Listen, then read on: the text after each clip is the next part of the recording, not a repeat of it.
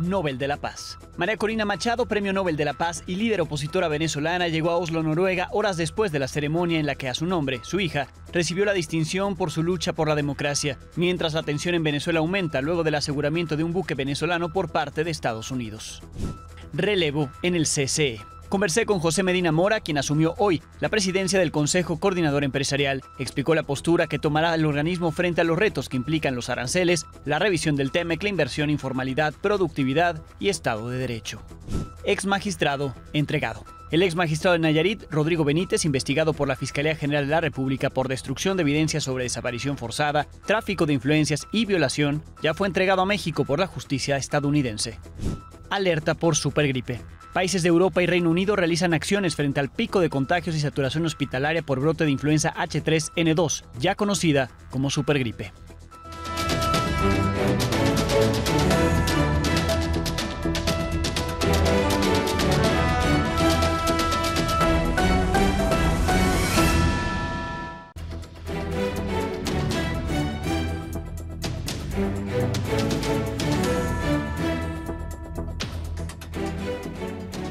Muy buenas noches. La líder opositora venezolana María Corina Machado finalmente llegó a Oslo, Noruega, después de horas de incertidumbre por no saber si iba a poder llegar a recibir el Premio Nobel de la Paz 2025 ante las amenazas del gobierno de Nicolás Maduro de detenerla en el intento. Machado no alcanzó a estar presente en la ceremonia de premiación. El galardón fue entregado a su hija, Ana Corina Sosa Machado.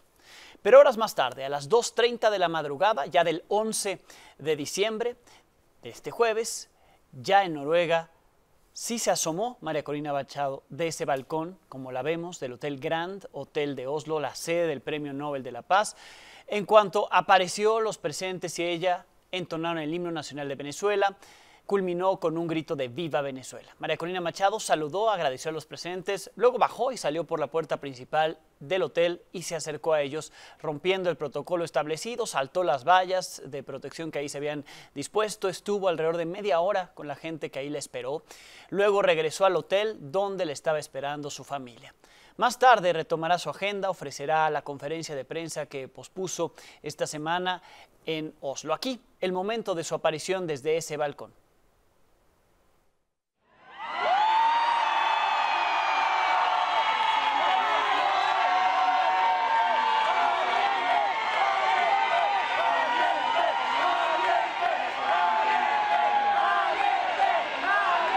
Hay quien exclama que cómo se entrega el Premio Nobel de la Paz a alguien que promueve una intervención militar.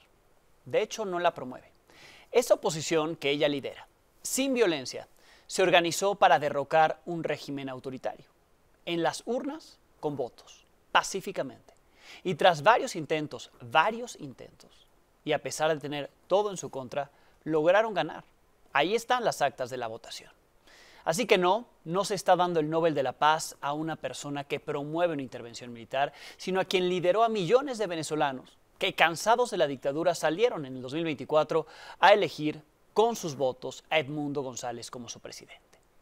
Y el que se aferra al cargo no aceptó esos resultados, Nicolás Maduro. De eso trató la ceremonia de premiación del Nobel de la Paz, donde la hija de María Corina Machado pronunció el discurso que preparó la líder opositora con el recuento de su lucha, incluida la reflexión de que cuando se dieron cuenta que las instituciones ya habían sido tomadas, era demasiado tarde.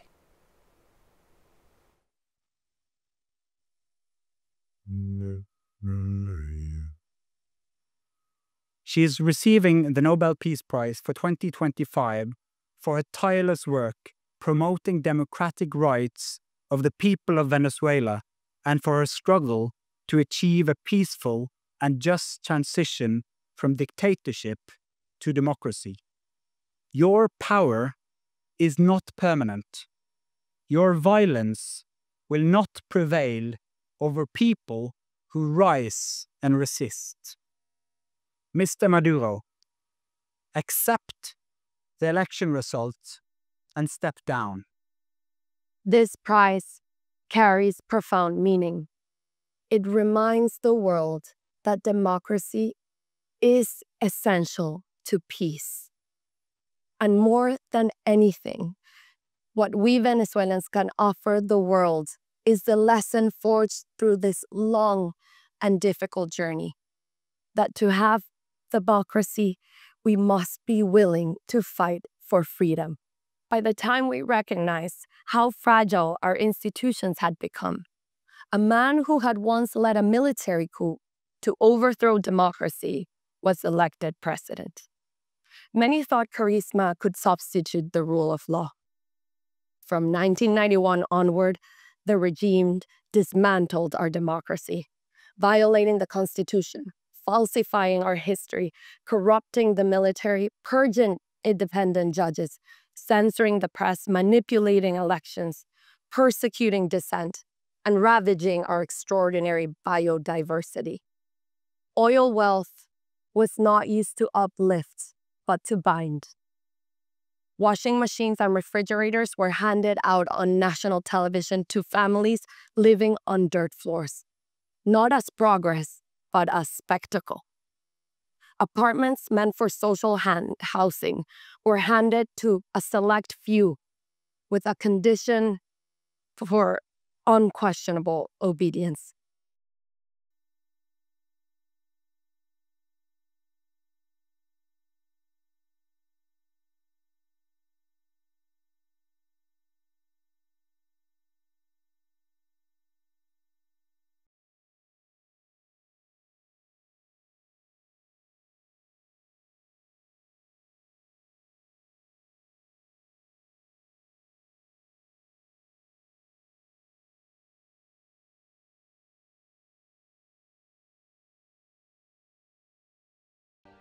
Eso en Oslo, en Noruega. En Venezuela crece la tensión por las acciones de Estados Unidos. Este miércoles ese país interceptó y confiscó un buque petrolero frente a las costas de Venezuela. La fiscal general de Estados Unidos, Pam Bondi, mencionó que ejecutaron una orden de incautación contra esta embarcación que suele transportar petróleo de Venezuela e Irán.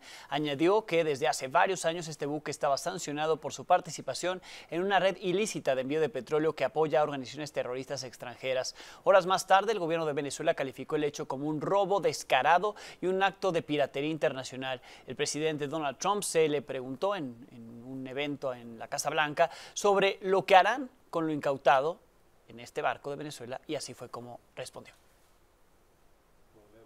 What happens to the oil on this ship? Well, we keep it, I guess. Where does it go? What port does it go to? Well, you have to follow the tanker. You know, you're a good newsman, just follow the tanker. Do you know where it was going? Was it going Follow to it, China? get a helicopter and follow the tanker. Is it true it's going to But we're Cuba? gonna, I assume we're gonna keep the oil. Quien también toma con humor la situación es el dictador Nicolás Maduro, que tuvo un mitin con sus simpatizantes en donde expresó su rechazo a la entrega del Nobel a María Corina Machado. Para amenizar las tensiones con Estados Unidos envió un mensaje para quienes se oponen a una guerra y estuvo cantando Don't Worry, Be Happy de Bobby McFerrin. Claro, añadió su toque. A los ciudadanos estadounidenses que están contra la guerra, les contesto una canción muy famosa. Don't worry, be happy, just peace, not war.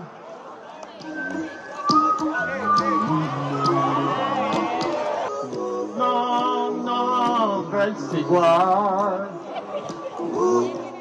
¿Y cómo es la vida en Venezuela con ese dictador de presidente? Hoy le presento la segunda parte del trabajo realizado por mi compañero Jorge Martínez en Caracas, donde hubo Black Friday hace unos días. La gente abarrotó tiendas de todo tipo. ¿Cómo es el shopping al estilo estadounidense con marcas extranjeras en Venezuela? Sí, sí lo hay, a pesar del mensaje del gobierno de Maduro contra el capitalismo. Aquí los detalles. Socialismo, única salvación de la humanidad, el socialismo. El capitalismo ha destruido la naturaleza al ser humano.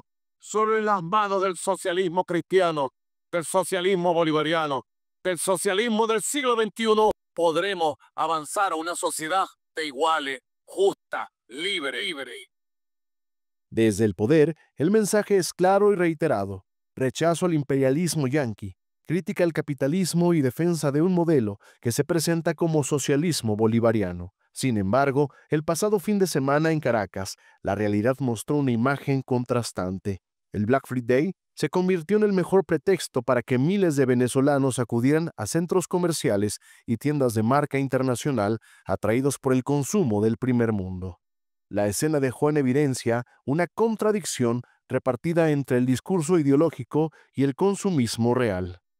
El objetivo más deseado es el mismo que en cualquier capital latinoamericana, un iPhone para muchos inalcanzable, pero el deseo flota en el ambiente. Tras salir de las tiendas de tecnología o ropa, la escena se repite. La gente hace filas para comer en Burger King, McDonald's o KFC, franquicias estadounidenses operadas con normalidad en un país cuyo discurso oficial condena todo lo que huela al enemigo. En espacios como la plaza comercial Sambil La Candelaria, el flujo de clientes es constante.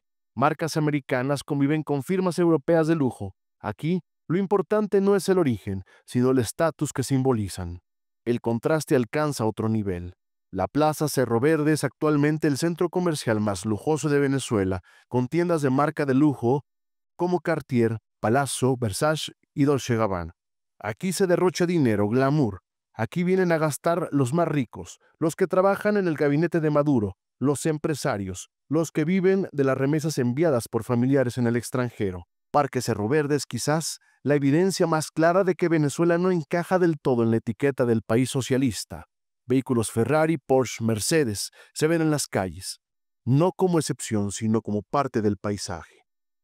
Hoy más que nunca queda claro que atrás quedó la Venezuela donde no había comida, donde los anaqueles de los supermercados lucían vacíos. Hoy se puede encontrar casi cualquier producto de distintas marcas de papel higiénico, pastas de dientes, medicamentos y hasta artículos de exportación como leche Nestlé.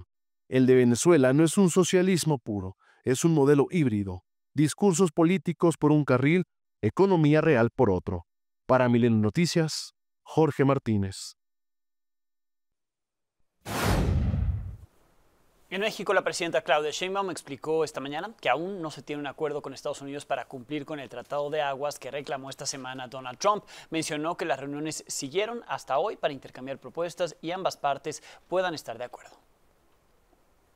El tratado es muy claro en decir que si hubo 5 años de sequía, pues tiene que reponerse lo que no se entregó en los siguientes 5 años.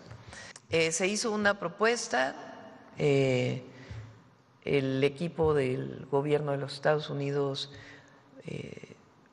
la recibió, contestó en la tarde, después enviaron, el gobierno de México hizo otra propuesta, enviaron una propuesta ayer en la noche y hoy en la mañana va a haber otra reunión. Y como lo dije ayer, yo espero que llegamos a un acuerdo que beneficie a ambos países, reconociendo pues la cantidad de agua que existe y lo que necesitamos cada uno de los países.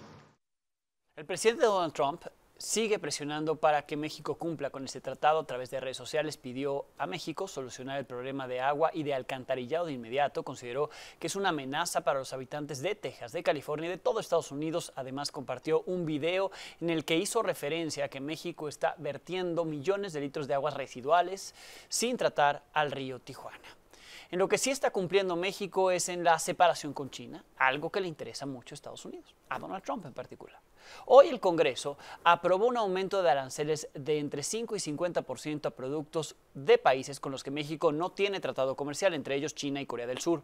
Por la madrugada fue la Cámara de Diputados la que aprobó estas reformas que ajustan casi 1.500 fracciones arancelarias, las cuales impactarán a 17 sectores industriales, entre ellos el automotriz, el textil, plásticos, calzado y cosméticos. Por la tarde el dictamen llegó al Senado y en fast track fue subido al Pleno como un asunto de urgente resolución sin pasar por comisiones. Al final también lo aprobó Morena y sus aliados. La medida causó la reacción de China. Su embajador en México, Chen Daoyang, dijo que lo aprobado afectará el comercio y a los consumidores, además de retrasar el avance de los proyectos bilaterales México-China. Mientras que la vocal presidente de la Junta de Gobierno en la Cámara de Comercio China-México, Amapola Grijalva, señaló que imponer aranceles impacta de forma negativa a la economía. En este contexto, hoy hubo relevo en el Consejo Coordinador Empresarial. José Medina Mora asumió la presidencia del organismo. En conferencia de prensa dio a conocer las prioridades que tendrá, destacando que trabajará de la mano con el gobierno para impulsar las oportunidades de la inversión extranjera directa. Esta tarde conversé con él. Aquí le presento la primera parte de la conversación.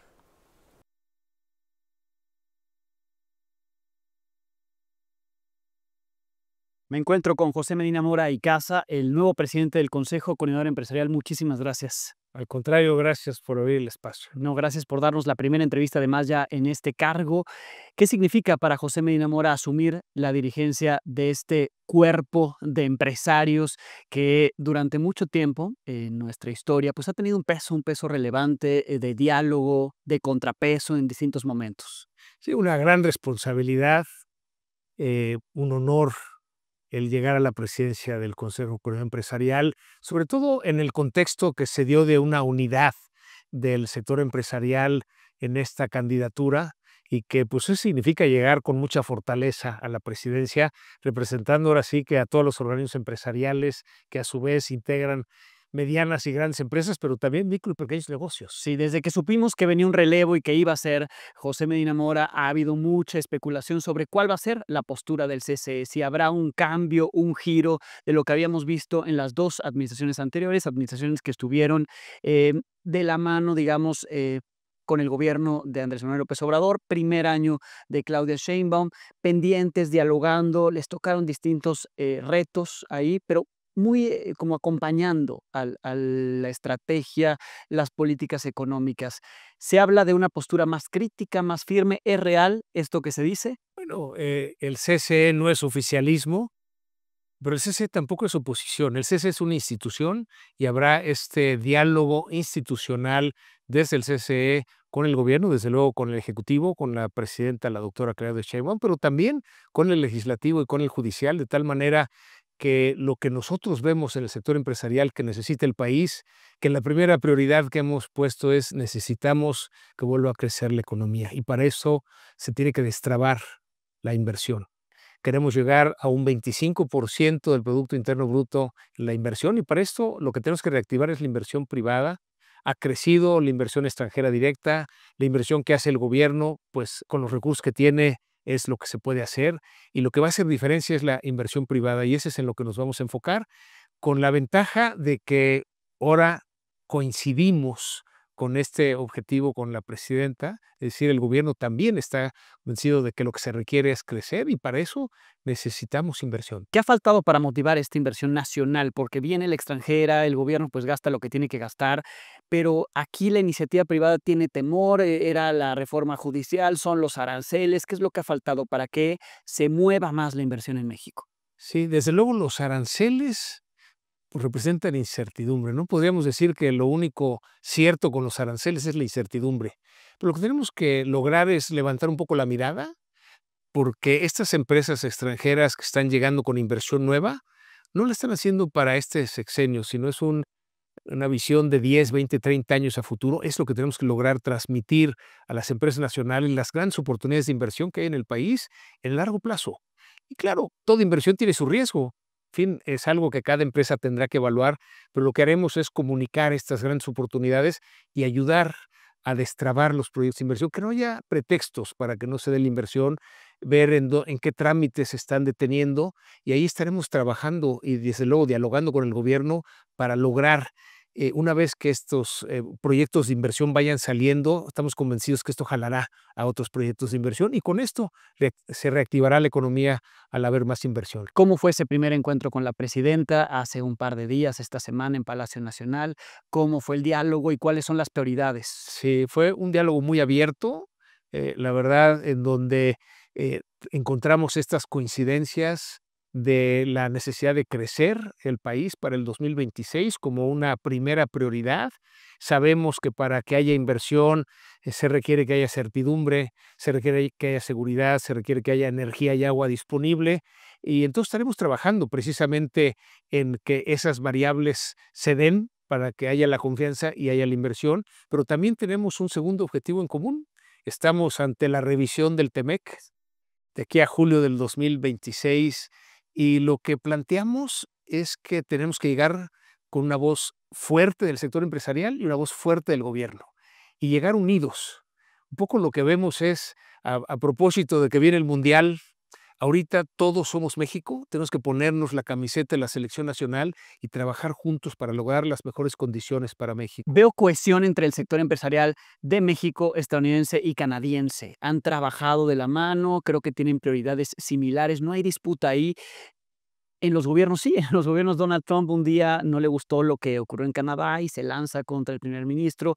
México hay presión permanente, si no es el tema de seguridad, el tema migratorio que se ha controlado, ahora el tema del agua esta semana. Para el sector empresarial, ¿les ayuda este intercambio, esta conexión con los empresarios estadounidenses en particular? Porque son los que podrían incidir en la postura del gobierno. Desde luego, esa es la parte que nos toca a nosotros. Sí. El gobierno pues, tendrá que hacer la negociación con el gobierno de los Estados Unidos en el escenario que describes muy bien, que un día es una situación y el día siguiente ya cambió.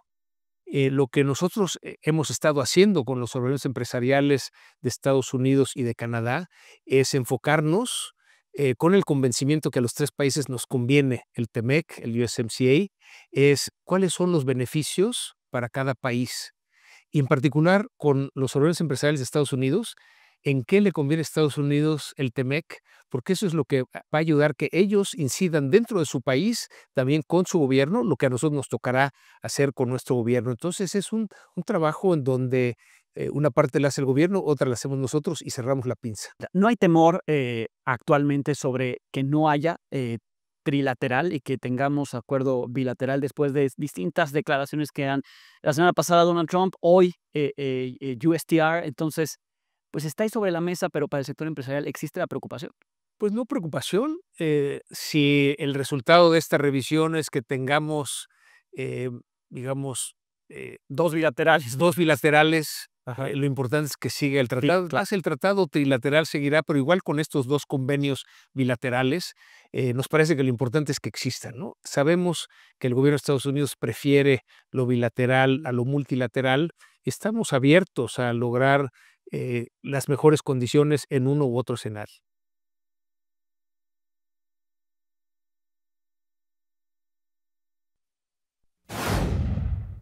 En información política, el Senado aprobó la reforma a la Ley General de Salud que prohíbe los cigarros electrónicos y vapeadores, la cual impone cárcel a quien importe y comercialice estos productos, no a los consumidores. El dictamen llegó este mismo día, lo pasaron a comisiones e instantáneamente lo subieron al Pleno, donde lo aprobaron con la mayoría de Morena y aliados. Por cierto, tanto en el Senado como en la Cámara de Diputados dieron por terminados los trabajos del periodo ordinario de sesiones. A pesar de que ya se aprobó hasta cárcel para quien comercialice los vapeadores, conseguirlo sigue siendo relativamente fácil.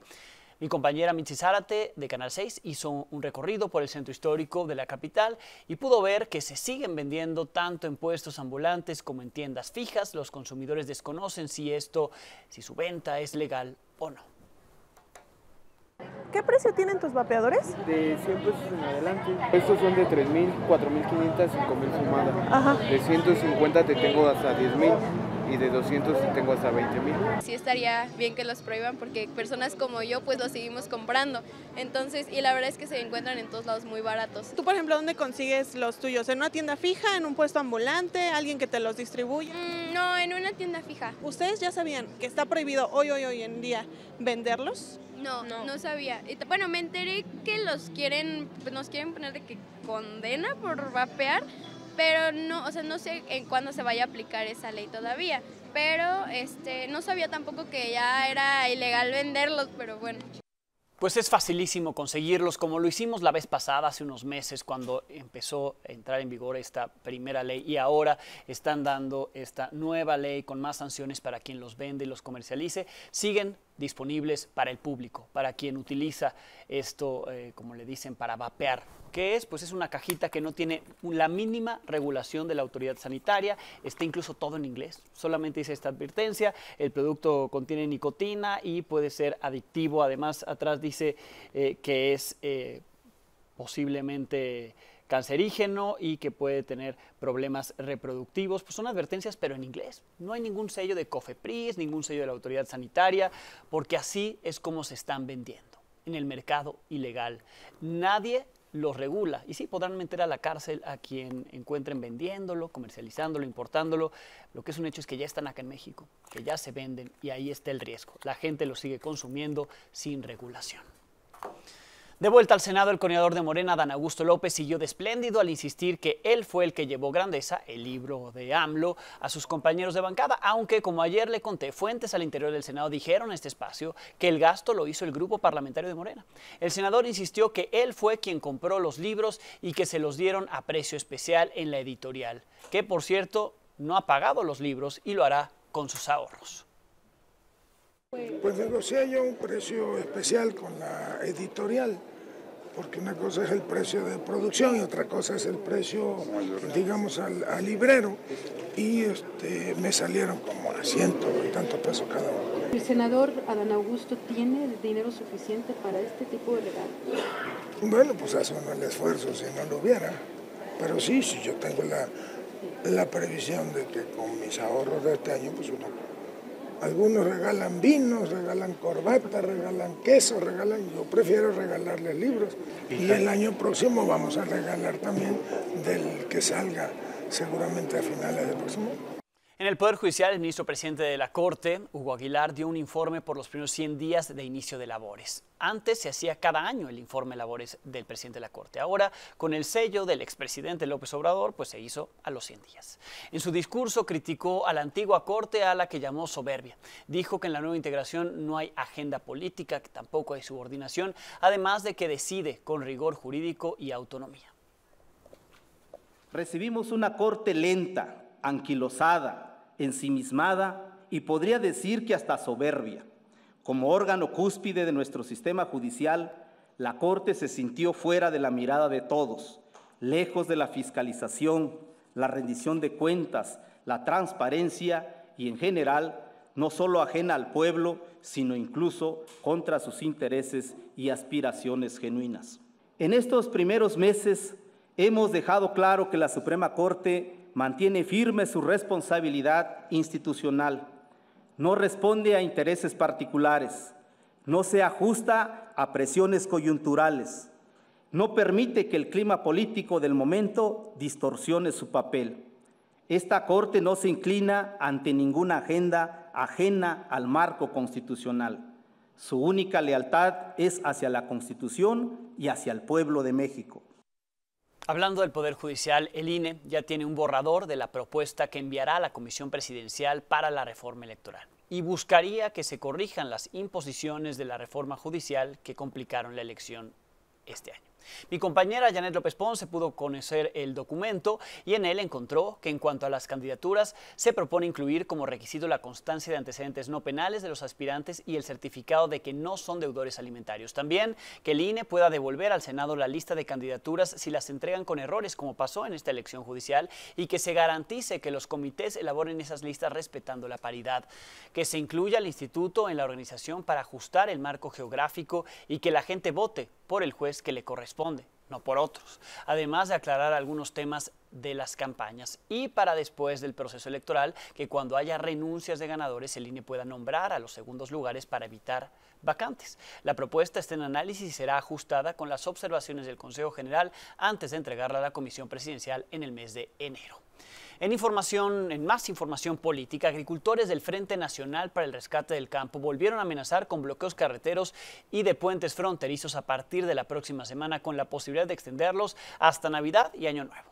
Esta tarde se levantaron de la mesa de diálogo en la Secretaría de Agricultura al acusar la ausencia de representantes de Hacienda y Economía, mientras buscan mejorar los precios de comercialización de los granos a través de la empresa Alimentación para el Bienestar. Aquí parte de lo que dijeron los agricultores.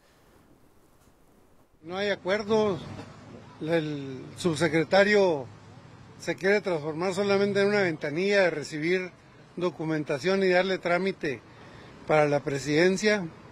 Estuvo muy de oídos sordos, ni siquiera escuchaba lo que le estábamos planteando. ¿Podrían los días de Navidad, de Año Nuevo, hacer bloqueos carreteros? Si fuera necesario. Y yo estoy seguro, porque ya quedó claro. El gobierno no nos aguanta 3 días. En 3 días empiezan a llamarnos y a querer conciliar. Pero la prueba está que dimos la buena voluntad esta vez y el resultado sigue siendo el mismo. La semana próxima, si no hay una respuesta a nuestras peticiones, nos volvemos a subir a las carreteras y nos volvemos a tapar los puentes fronterizos. En un caso que le presentamos aquí hace aproximadamente un año, el ex magistrado acusado de violación, Rodrigo Benítez, ya fue entregado a México por la justicia de Estados Unidos. En octubre se dio a conocer que fue detenido por autoridades migratorias de ese país y que fue trasladado a un centro de detención en Nueva Jersey, donde estuvo más de 2 meses. En ese lapso no se revelaron los motivos de la captura. Ayer, cerca de las 10:30 de la mañana, Rodrigo Benítez fue entregado a México. Según el Registro Nacional de Detenciones, ocurrió en el puente internacional que conecta a Ciudad Juárez, Chihuahua, con El Paso, Texas. Ahí quedó en manos de la Policía Federal Ministerial y ya fue presentado ante un juez en el Penal Federal de Nayarit, donde responderá por las acusaciones que enfrenta. Hace más de un año, le decía, en este espacio le dimos a conocer el caso. El ex magistrado de Nayarit es investigado por la Fiscalía General de la República por 3 delitos que presuntamente cometió cuando era funcionario de la Fiscalía de Nayarit, sí, funcionario estatal. Está señalado de ordenar la destrucción de evidencia en una investigación sobre desaparición forzada. También se le imputa el delito de tráfico de influencias por favorecer a una persona cercana al fiscal Petronilo Díaz Ponce, y también es acusado de haber violado a una subordinada en las instalaciones de la Fiscalía Estatal. Hasta febrero pasado, meses después de darse a conocer este caso y al ser desaforado, mantuvo actividad en redes sociales. Ahí señaló ser víctima de una persecución del gobernador Miguel Ángel Navarro y del fiscal Petronilo Díaz Ponce. También confesó algunos hechos de corrupción que involucran a ambos funcionarios con negocios al amparo del poder y hasta presuntos nexos con Sergio Carmona Angulo, conocido como el Rey del Huachicol. En más información judicial, durante la madrugada, el ex gobernador de Chihuahua, César Duarte, recibió prisión preventiva. Después de 14 horas de audiencia, la defensa del ex gobernador pidió duplicidad del término y será hasta el sábado cuando se defina si es o no vinculado a proceso. La Fiscalía General de la República presentó pruebas para imputarlo por el delito de lavado de dinero. Lo acusó de ser parte de un esquema que desvió 73 millones de pesos del gobierno de Chihuahua mediante 2 empresas ganaderas, de donde él era accionario mayoritario. La jueza desestimó el argumento de la defensa, aseguró que esta acusación es diferente a la del fuero común de la que derivó la investigación, lo que estaba argumentando la defensa y que le explicaba desde ayer, pues la jueza no lo admitió y por eso el proceso sigue contra César Duarte en el fuero federal también. En Durango, hoy fue detenido Edgar Rodríguez Ortiz, alias El Limones. Es señalado como integrante de un grupo criminal, el grupo criminal de Los Cabrera, un grupo aliado del cártel de Sinaloa. El sujeto operaba en la región de La Laguna y cuando fue detenido se le aseguraron una granada, armas largas y equipo táctico. El secretario de Seguridad, Omar García Harfuch, informó que el Limones era investigado por extorsionar a comerciantes y ganaderos, así como por operar las finanzas del grupo delictivo. Al menos hasta abril de este año, Edgar Rodríguez Ortiz se desempeñaba como secretario de organización de la Confederación Autónoma de Trabajadores y Empleados de México, la CATEM, propiedad o donde dirige el diputado de Morena, Pedro Aces. La detención ocurre luego de que en agosto, como le presenté en este espacio, diversos empresarios de la región de La Laguna denunciaron a ese sindicato, a la CATEM, por operar una red de extorsión disfrazada de cuotas sindicales. Mal llamado sindicato CATEM, ¿verdad? Nosotros tenemos ya muchos años luchando contra estas extorsiones. Ellos llegan y se apropian de los contratos de una manera violenta, con gente armada. Llegan, amedrentan a los compañeros y se apropian de las obras que estos tienen. Después de que se recordó que la CATEM ya tenía distintos señalamientos por extorsión en esa zona del país y del anuncio de la detención de Limones ligado a ese sindicato, el diputado de Morena que dirige el sindicato, secretario general de la CATEM, Pedro Aces, difundió un video. Ahí negó que ese sujeto, Edgar Rodríguez Ortiz, estuviera relacionado con su sindicato, pero el 21 de mayo del 2024 aparecieron juntos en un video y Pedro Aces lo presenta como delegado del Estado, delegado de la CATEM en el Estado de Durango. Lo que se ve no se niega. Como dirigente de CATEM, niego rotundamente que el señor Limones pertenezca a esta gran confederación, la confederación de la productividad, la confederación moderna, la confederación que impulsa todos los días y armoniza los factores de la producción. No se equivoquen, Limones no es CATEM. Gusto saludar el día de hoy aquí en Durango a todos los delegados de este gran estado de CATEM. Me da mucho gusto hoy estar aquí acompañando junto con ellos a la doctora Claudia Sheinbaum, nuestra próxima presidenta de México. 2 de junio a votar, Claudia Sheinbaum, presidenta. ¡Que viva CATEM! ¡Que viva! ¡Que viva! pues ahí estaba y hasta bailaban juntos, ¿no? En Guanajuato, hoy fue localizado el coordinador del PT en el municipio de Apatzingán, Michoacán, Agustín Solorio Martínez. Se encontraba desaparecido desde el 5 de diciembre. Fuentes de primer nivel confirmaron a Milenio que el político fue localizado en una camioneta a las 5 de la madrugada en el municipio de Romita, sin huellas de violencia. Mientras tanto, en el Congreso de Michoacán se guardó un minuto de silencio por su muerte y se exigió que se garantice justicia. En Nuevo León, un agricultor falleció. Otros 5 policías resultaron heridos por la explosión de 2 minas terrestres colocadas en caminos de terracería en el municipio fronterizo de Dr. Cos, a solo 1 hora de Mission, Texas. La primera mina estalló alrededor de las 10 de la mañana cerca de la carretera a la comunidad de Las Comita, y las víctimas o la víctima fue un agricultor que viajaba en su camioneta. La detonación provocó que su cuerpo se desintegrara, quedó esparcido en el lugar, terrible la situación, al igual que el vehículo en el que iba. La segunda mina explotó cerca de la 1 de la tarde, dejó heridos a 5 policías estatales que iban a atender el reporte del primer artefacto que explotó. Se informó que 4 de los oficiales se encuentran en observación, están fuera de peligro, mientras que el 5º tuvo que ser hospitalizado, se reporta estable.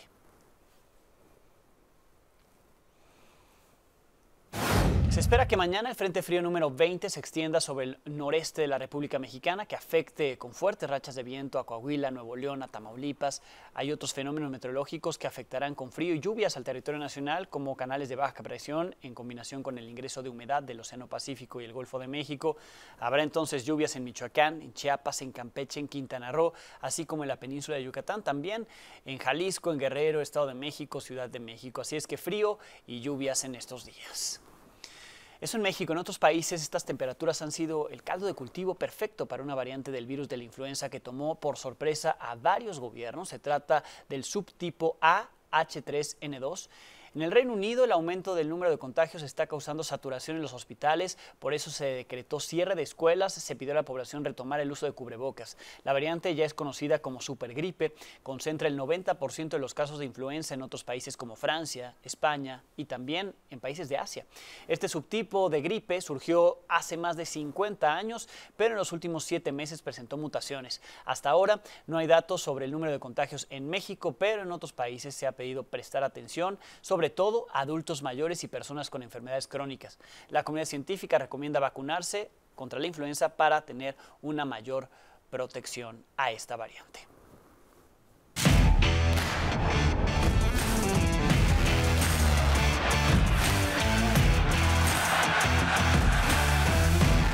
Nile Taide, ¿pudiste comprar boletos en la preventa? ¿Cómo estás? Buenas noches. Muy buenas noches, Alex. Ni yo ni todos los aficionados del fútbol pudimos comprar boletos para el México frente a Portugal, que recordemos será el próximo año y que marcará la reinauguración del Estadio Banorte, Estadio Ciudad de México, para efectos del Mundial. Y bueno, es que los usuarios, Alex, previo a que a las 9 de la mañana, que era la hora marcada para obviamente adquirir las entradas, empezaron a reportar que la página les marcaba error, y fue justamente cuando comenzaron a manifestar esta situación a través de redes sociales. Y después de ello, la boletera Funky, que recordemos la página es funky.com.mx para los usuarios, pues bueno, dio a conocer el por qué. Vamos a ver el comunicado que justamente lanzaron, que hicieron público para que todos los aficionados se enteraran del por qué no podían adquirir las entradas. Y es que mencionaban, Alex, antes de habilitar la preventa del partido México contra Portugal, nuestro sistema de monitoreo identificó actividad inusual en el tráfico entrante. En línea con los protocolos de seguridad, estabilidad y protección del usuario, tomamos la decisión preventiva de no abrir la venta el día de hoy y resguardar la plataforma. Por esa razón se reprogramará la preventa para así asegurar el correcto funcionamiento, proteger la integridad de las transacciones, garantizar que todos tengan la oportunidad de acceder de manera segura. Incluso la Profeco, Alex, también pidió a esta plataforma que fuera clara con los usuarios. Sí. Y después de esto se determinó que será mañana a las 9 de la mañana cuando ahora sí se realice la venta de boletos. Bien, pues mañana 9 de la mañana estaremos pendientes. Gracias, Mine.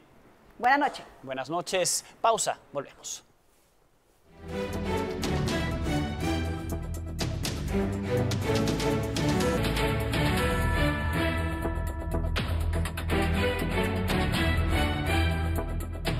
Hasta el fondo, Gilgamesh.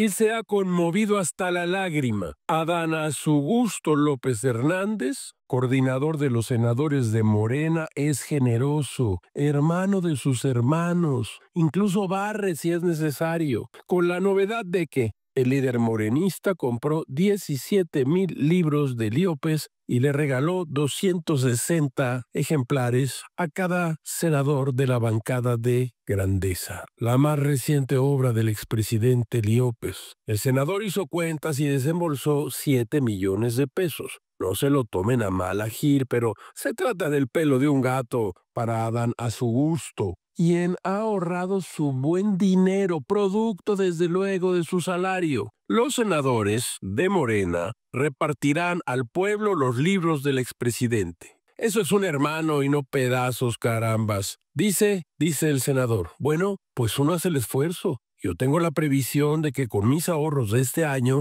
bueno, algunos regalan vinos, regalan corbatas, regalan quesos. Yo prefiero regalarles libros. No es la primera vez que regalamos libros, dice el senador a su gusto. Todo es muy raro, caracho. Gil lo oyó en la calle. Los ladrones crecen en macetas de Morena.